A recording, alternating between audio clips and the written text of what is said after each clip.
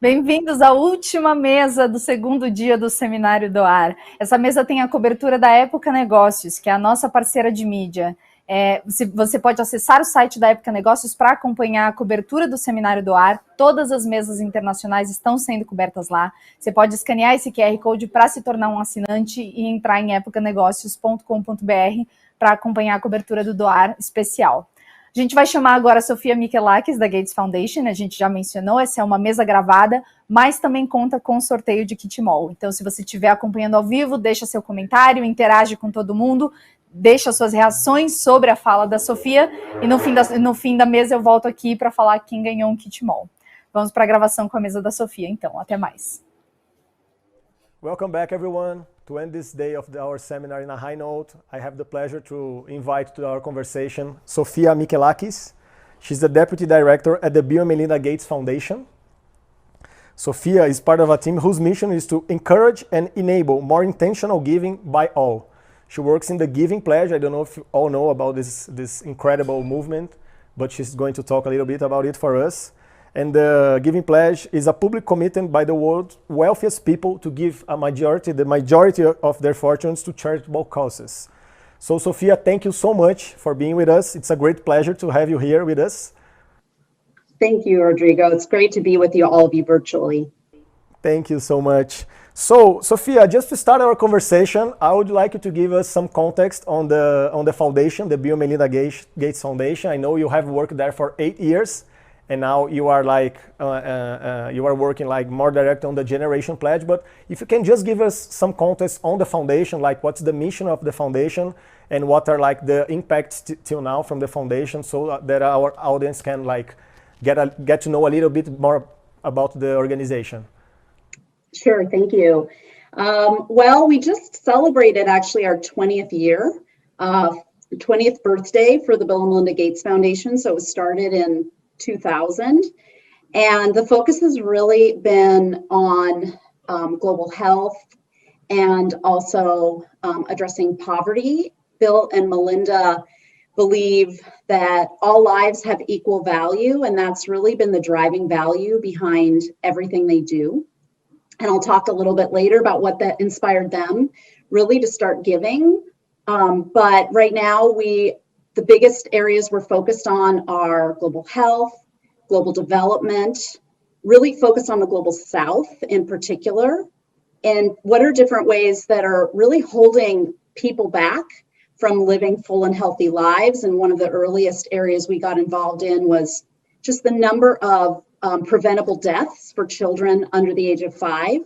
And if you could really intervene and help children survive to age 5, then their prospects were going to be much greater, that they would then survive and thrive beyond that.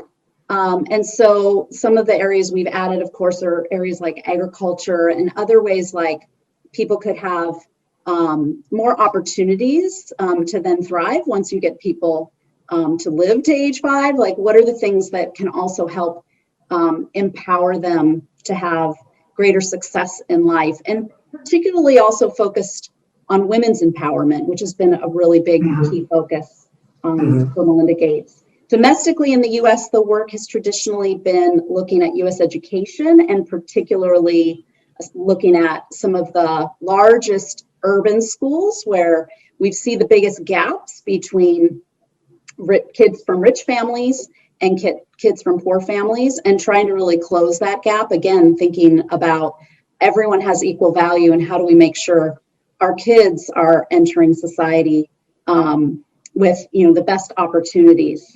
So those are some of the big focus areas for the Gates Foundation. Amazing. And can you tell us a little bit, because I know your main role today is on the Giving Pledge, and the Giving Pledge, as I said in the beginning, is like one of the most well-known global movements about like billionaire people donating their fortunes in their lifetimes or in their wills, right, to charitable causes. So can you tell us a little bit about the Giving Pledge? How did it start, and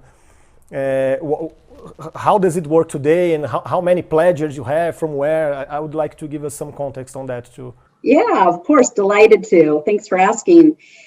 So it started 10 years ago. Actually, it started with conversations that were happening even before that Bill and Melinda, when they got involved in philanthropy, discovered, it's actually really hard to give at significant scale and make an impact. And so as they were several years into their own journey as philanthropists, they were having some conversations with other donors, with other philanthropists who were giving, and thinking about what can be learned from each other. And as they got together with some, let's say, conversations with other philanthropists who had inspired them, they started talking about, well, there's also a lot of people with potential to be very generous and great givers who haven't yet engaged in philanthropy. And why is that? How could we maybe inspire more people to get involved? And that was really the notion behind the Giving Pledge, was to set a norm, or to set a social norm or benchmark by which you could start to see an expectation for people who've been really the most fortunate, who have the most wealth, to encourage them to share that back with their communities. And so the notion is that what the Giving Pledge is, it's an invitation to anyone who's a billionaire to commit that the majority of their wealth will go back to society, to different social causes, to make a difference all over the world. It started with 40 original signers in 2010, and it has grown to well over 200 now, 211. And while it started just in the US, it is truly now global. There are signers from 24 different countries around the world. And it not only is a pledge and a commitment that people make publicly, but we do seek to bring the group together regularly to share, what are they learning about philanthropy? What challenges are they having? How are they making different decisions? To hopefully accelerate people on their journey to philanthropy, inspire them to get involved sooner, and do so with greater impact. And we found that there is a high degree of interest that this group has to come together and learn from one another. And so there's no pooling of money. People give through their own vehicles for giving, but people are definitely learning from one another and also finding partners. We have seen people collaborate because of the relationships they've formed through this network, and that's been very positive. Mm-hmm. That's nice. And do the pledgers, do they come to you, or do you have any strategies to scale the Giving Pledge? It's both. People do approach us. They hear about us and write to us, or use our website to contact us. And then sometimes we're reaching out to people who seem particularly keen to get involved in philanthropy. So, it's both. It's a lot of different ways that people find out. Mostly they find out from someone they know who's part of the group. I would say our biggest champions are the ones who've already joined and who found value in it, that they talk to colleagues and people in their network. And that's been, I would say, how the majority come in.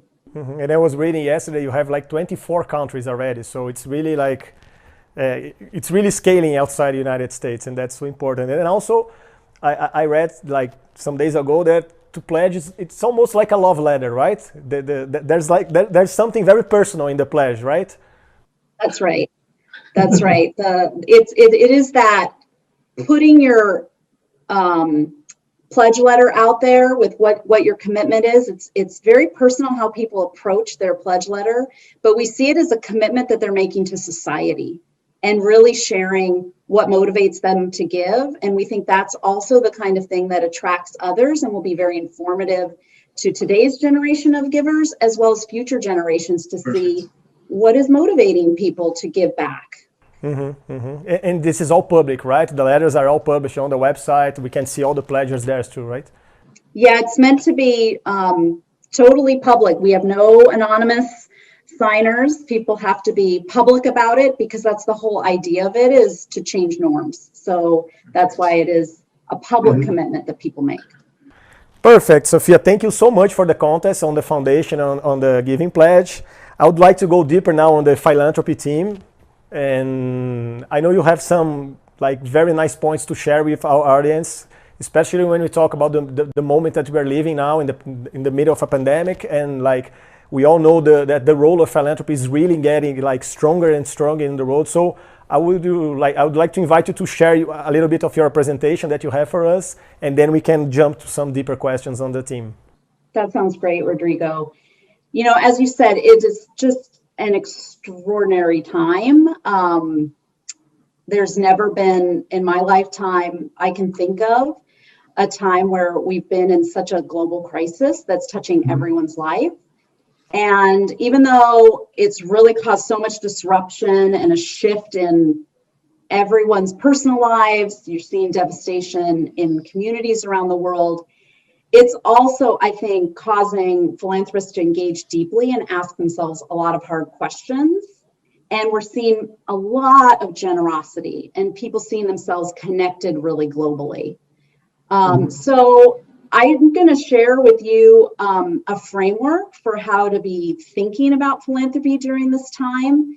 But I will just add this huge disclaimer that I'm woefully uninformed about the specific context for philanthropy in Brazil and what the needs are on the ground where you are. So most of what I'm sharing, of course, is going to come from the context that I see most often in the US, though I'll try to bring in some international examples. So I hope you'll take just really what's helpful and relevant and translates in Brazil and just leave anything that doesn't translate. Does that sound good? Perfect. That sounds perfect. I'm sure we can discuss this too after your presentation. Okay. Well, so one of the things I wanted to share is that Melinda Gates has just been very much inspiring me lately. And she spoke to our entire foundation early in the pandemic. And something she said has just been resonating with me. And she said, the pandemic is really revealing what we really should already know is true. And that's that we need to take care of our whole human family. And to me, that's really right. This pandemic affects everyone and we'll only get through it if we all pull together. And it's also showing that the impact is not equal. So people who are already vulnerable are suffering more in this time. And that's important for every philanthropist to think about. So here is, let me just pull up, give me a moment here to share my screen. Hopefully you can see my slide here. And I'm calling this, you know, what philanthropists can you learn from crisis? And here's my kind of 3 stages for philanthropy and for philanthropists to be thinking about in this time of COVID-19. And I based this loosely on a framework that the Center for Disaster Philanthropy has, but I adapted this for really a broad philanthropy context.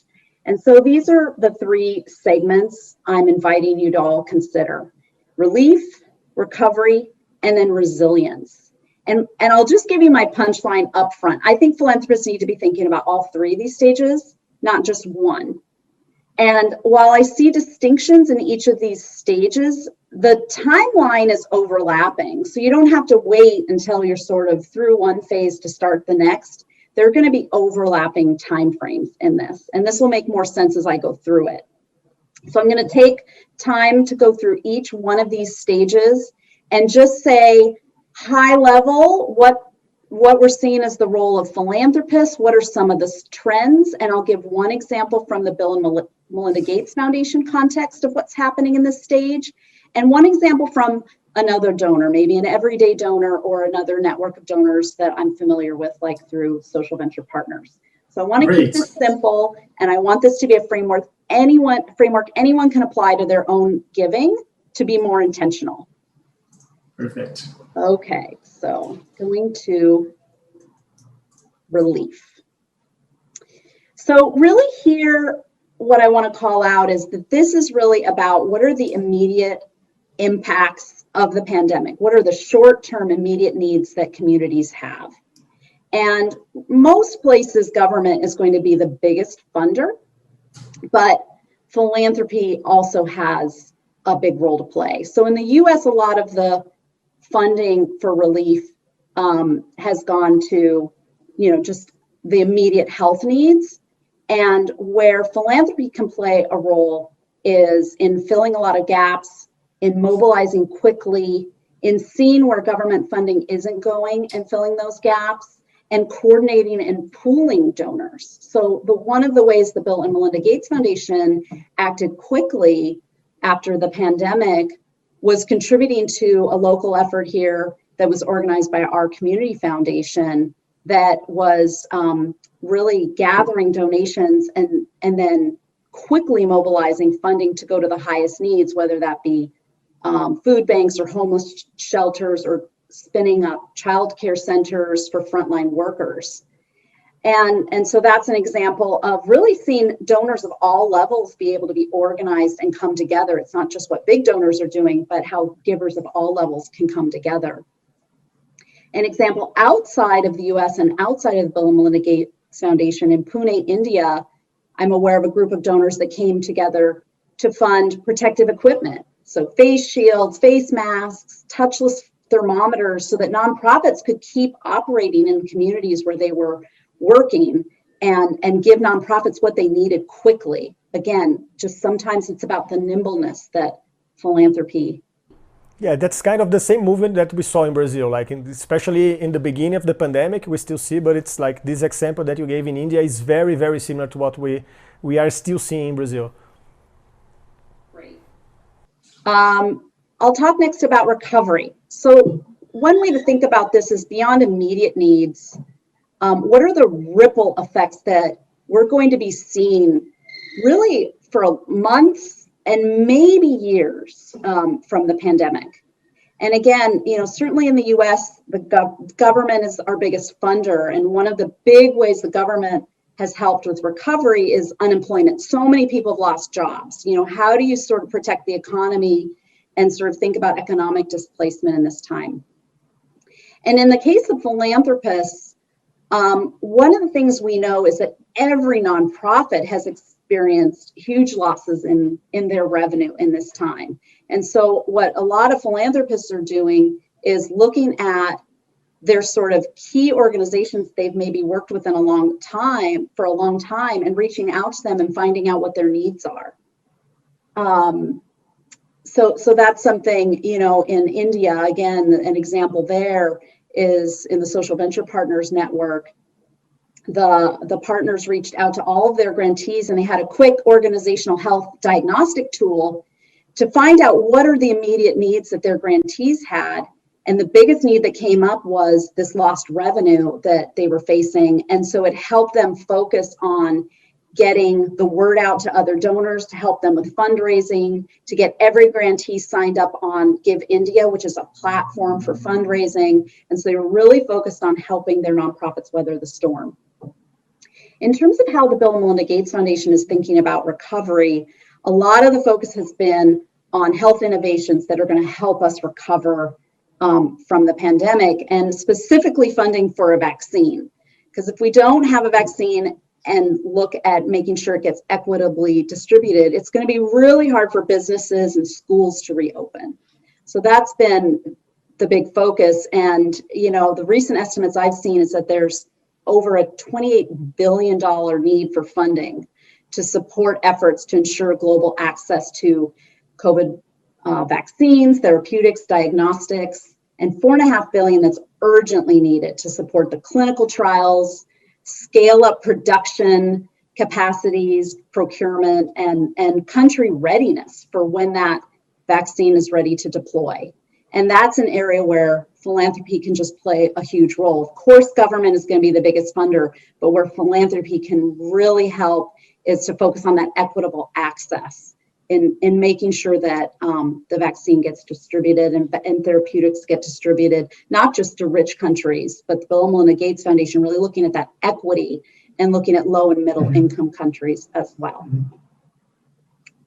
Okay, I'm going to go now to my last stage here, which is resilience, is what I'm calling it.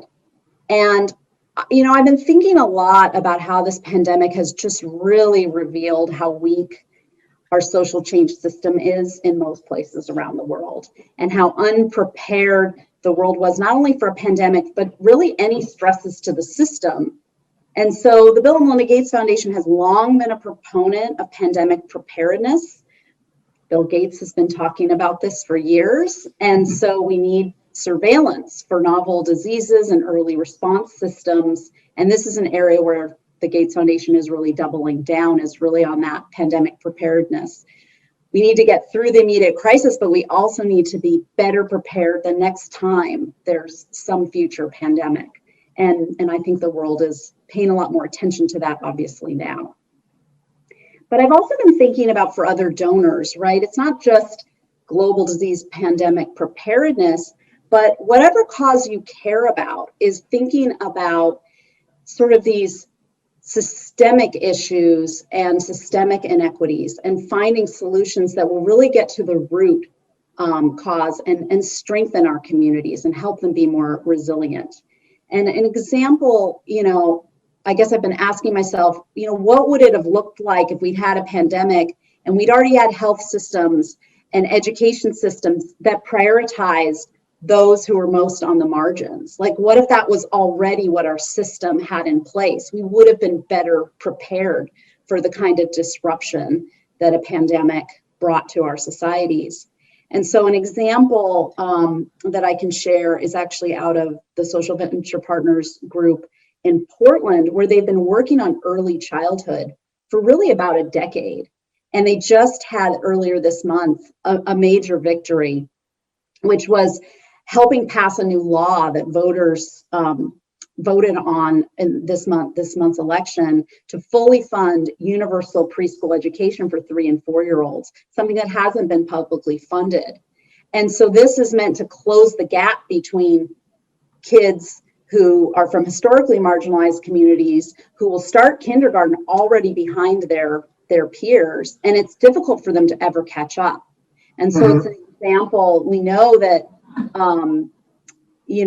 education systems are particularly important right now, right? That these gaps of kids being out of school, when they do come back and we get through the pandemic, that's going to be a wider gap. So we really have to be thinking about how we can build better systems, put those kids at the center of solutions, the ones who've, been left behind, really make them the center of better systems moving forward.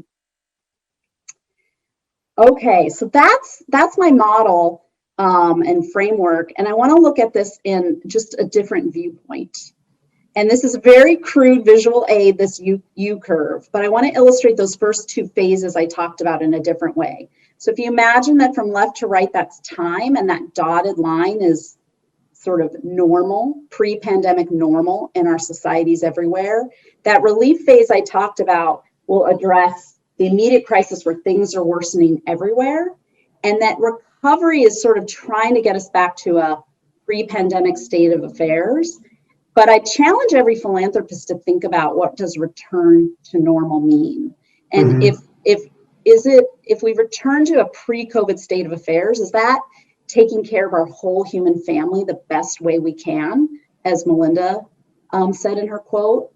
And so I really think now is the best time to look at those weak systems. Who do our systems serve? Who do they not serve? And how can we do better?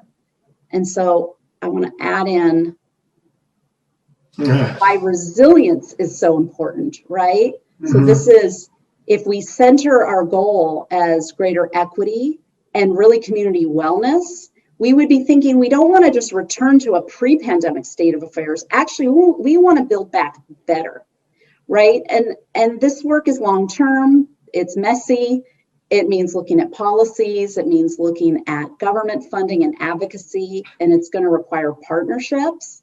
But I would argue that if we don't pay attention to that phase and we just look at kind of returning to pre-pandemic normal, we're going to be caught in this cycle over and over again. And so that's why I really just would say to all of the donors on the call, kind of returning to this framework, be thinking about all of these stages in your giving.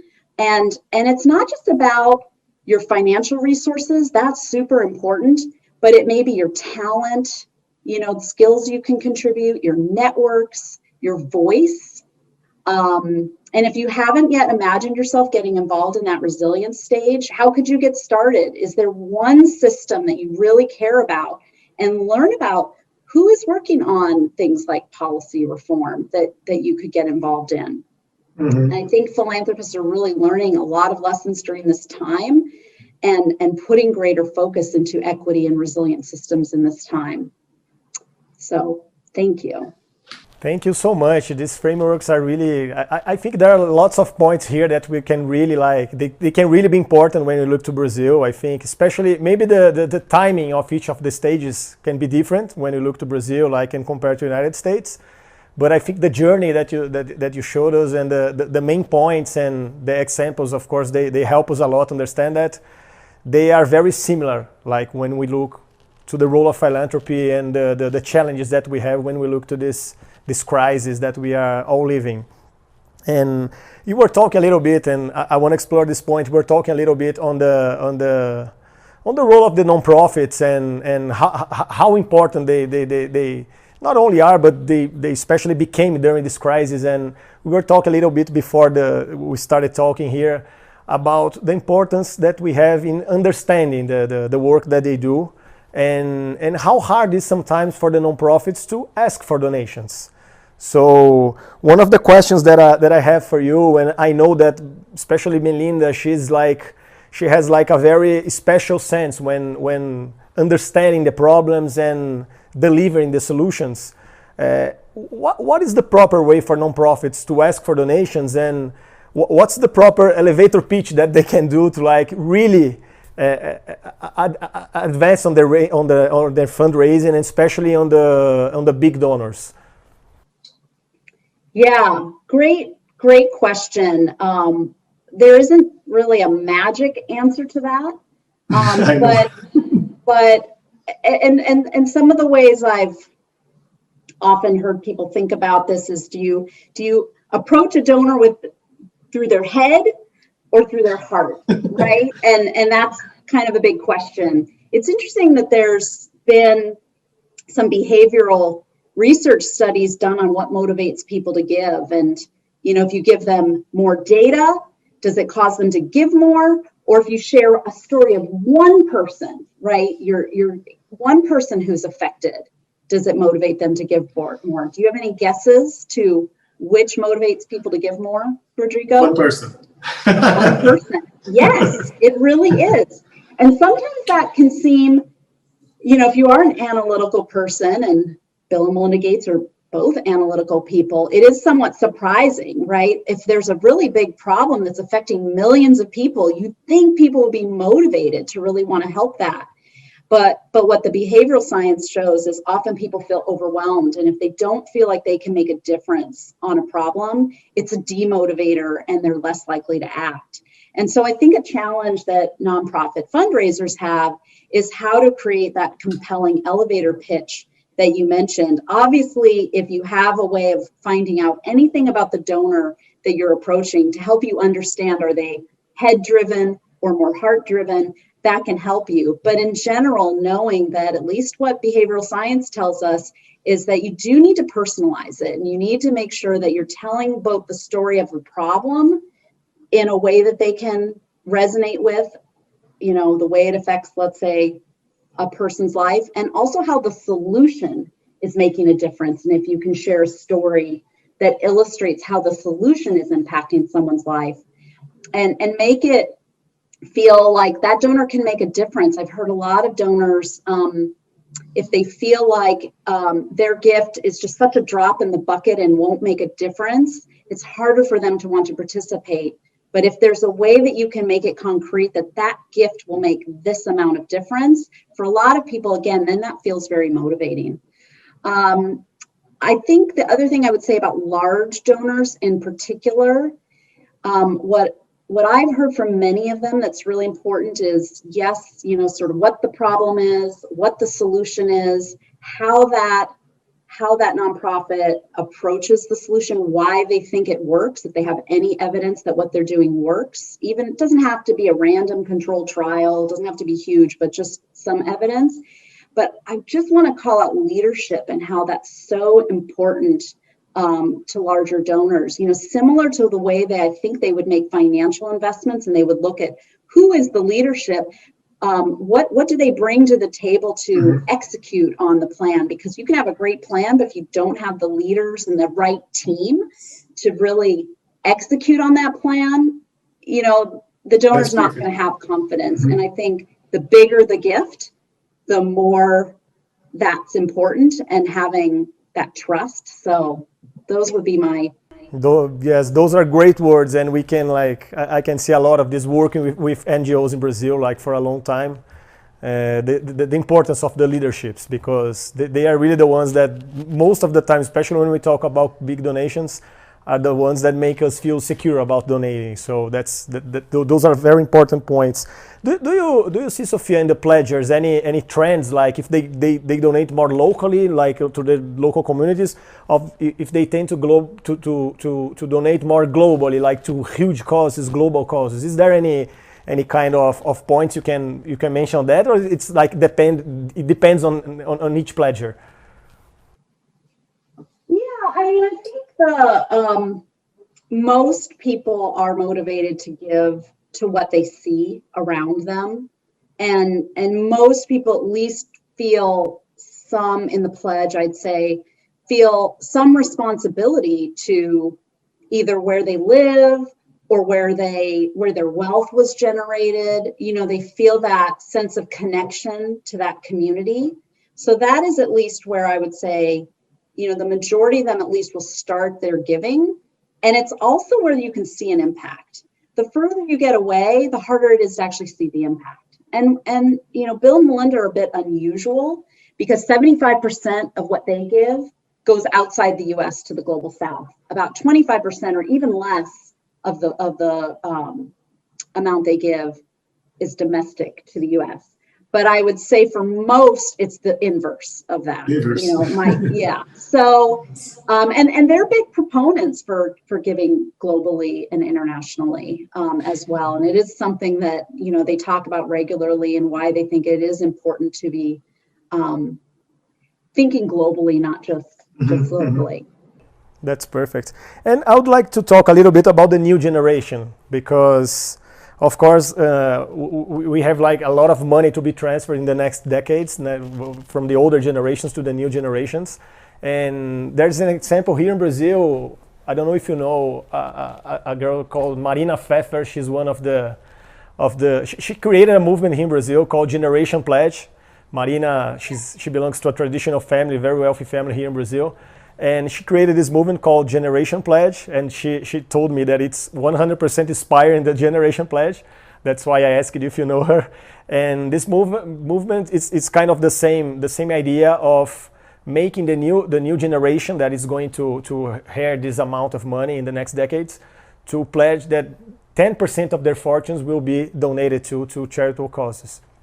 And what do you think? How do you see these new generations on this kind of engagement when we look for philanthropy? And do you really think that this generation has they can really influence the older generations? Do they have power to do that? Not only to influence the older generations, but especially the next generations too, because I belong to this new generation, and I can see a very kind of new conversation on philanthropy if I compare to my father, to my grandfather, and this kind of stuff. And also a very different conversation when I look to my kids too. I have 2 small kids, and it's kind of a different conversation that I have about the role of philanthropy and all this kind of stuff. So I would love to hear you on that. Absolutely. Well, it would be worth saying, of course, that no generation is a monolith, right? Within every generation, you're going to see variations, but there really is, kind of to your point that you see differences in generations. I definitely see that too. A book I'd recommend to you is called Generation Impact, and it's written by Sharna Goldseeker and Michael Moody, and they conducted dozens of interviews of people from the younger generation, people of wealth in the younger generation, whether they were self-made or inherited wealth, just to talk to them about what their motivations for giving, and looking for whether there are generational differences. And I was so interested when I did read their book, because it resonated greatly with me on what we see in families who've signed the Giving Pledge. And so for one, a lot of them get started much younger in philanthropy, and they're really thinking about it early. compared to, let's say, the older generation, who maybe it was sort of what they thought they'd do in their retirement. And so this generation, that's one thing, just they want to get started really, really young. Another is that, and maybe it's connected to that, they see the issues with greater urgency. You know, they want to accelerate their giving. They're not thinking like, oh, let me give a little every year and give for, you know, in perpetuity. They're saying the needs are urgent. We need to accelerate. You know, they might be more likely to propose to their families to make bigger gifts now rather than wait. And then I think even the causes that they care about differ somewhat from older generations. You know, they're looking at things like climate change, the big threats to the world, social justice, racial injustice. You know, they're, you know, thinking about these things. And again, I do see them often pushing the older generation to like, hey, you know, we've always given to these areas, but what about these big new areas that they're seeing? And they are using their voices. They're also proponents of using all the tools, right? Not just grants, but thinking about advocacy, looking at root causes and systems change that I talked about earlier. They're sort of naturally go there. And they're thinking about, they don't want to do band-aids to problems. They want to like get to the heart of it. They want to solve problems, which is really exciting and inspiring, I think. And then they're also, another thing I think is really interesting is they're not just thinking about where's the philanthropy going, but looking at their family's investments and like thinking about impact investing and thinking about what are we invested in and how does that relate to the things we care about in our philanthropy, and really seeing those connections. Now, whether we are seeing that they're influencing their parents and grandparents to make changes. Definitely, you know, we're seeing a lot of them either working at the foundation or joining as trustees of the foundation, you know, asking for a seat at the table and getting seats at the table. One thing that the pandemic we might see, this is just speculation, but what we might see coming out of this is because people are at home and a lot of times their adult children in their 20s are coming home in this time, we're seeing families having deep conversation and having them as adults. And the parent generation really seeing their adult children, because they're spending more time with them, with a new degree of respect, which is a really positive thing we could see coming out of this. And the last thing I'll say is just, it's not just the very wealthy next generation that we're seeing younger leaders emerge. I think we're seeing that at all levels. And, you know, I look to examples like Malala Yousafzai and Greta Thunberg, you know, like teenagers really coming out and using their voice and motivating their peers to stand up for causes right now. And you know, that's another area of inspiration for me is seeing who are the leaders of social movements right now. And a lot of it's coming from the really young generation, even teenagers. Yeah, the power of their voices is completely different now. And social media probably helps with that. Whereas, you know, maybe decades ago, there wouldn't have been an outlet to really get those sort of word out there if you were younger and didn't have sort of institutional power. But there is a way in which there's a shifting of power that happens. Yes, and I think this goes like direct on the next question that I have for you. How can we like make philanthropy more inclusive? Like, because of course we are talking a lot here about big donations and like wealthy people, wealthy families, but how can this discussion be more inclusive? Like, how can it like address to the middle class? To, for example, in Brazil, we have the second worst inequality rates in the world, only behind Qatar. So how can we really like put, as I always say, like how can philanthropy really take part on the vocabulary of any people of our society, not only the wealthy people? Yeah, it's a great question. I guess what I'd say about that is I think that there's a lot of power in donors coming together through networks. And again, you know, I mentioned Social Venture Partners as a network of donors, and there are lots of examples of organizations like that, and I'm sure Brazil has them as well. And giving circles, right? Like ways that donors can pool funds so collectively they have a greater impact. And I do think, and we're seeing in this pandemic, like the virtual connections of convenings like this one, that people aren't stopping coming together just because they're socially distant. Actually, the number of Zoom calls and webinars and just the thirst and hunger to learn from one another and convene virtually. And while people might be stuck in their homes more, they're also maybe more focused on what they can do to make a difference. And so finding, let's say, a donor network to come together with others and or form a giving circle, I think is one way you can kind of, as you were saying, sort of bring it to the middle class for sure.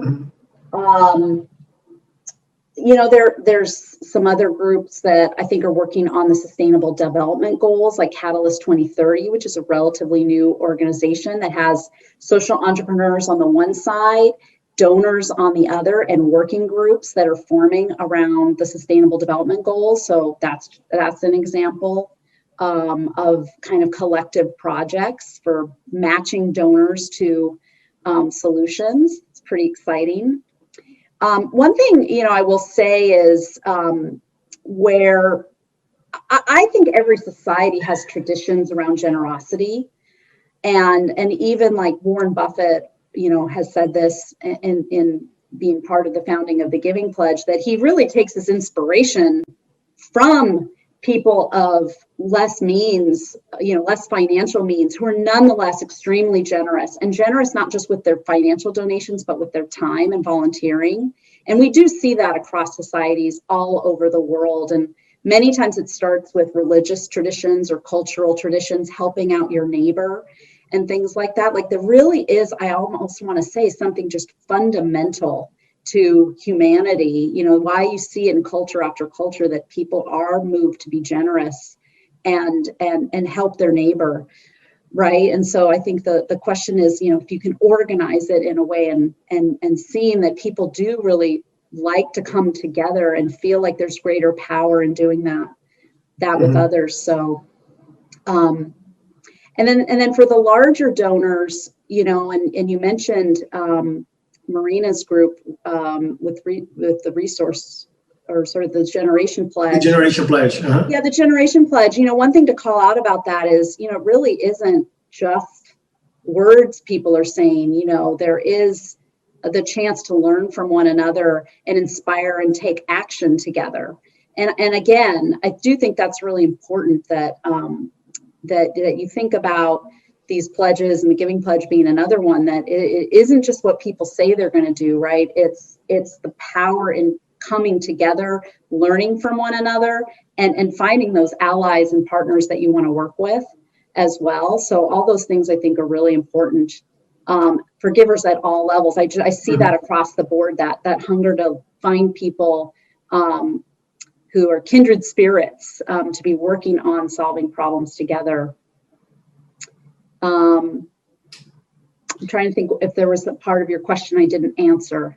Oh, I guess you did. you brought well, I think it's really appropriate you're doing this during Giving Tuesday, right? That's another example of a global movement, right? Yes. And so I would just really encourage the folks who are taking part of this seminar to look to movements like Giving Tuesday, and you know, you can make a difference by just sharing your stories, like why you give, how you're making a difference to inspire. If there are people in your network, or that just your example will inspire them to get engaged, I think that actually makes a difference. I think good contagion is the contagion is generosity. Generosity can be contagious.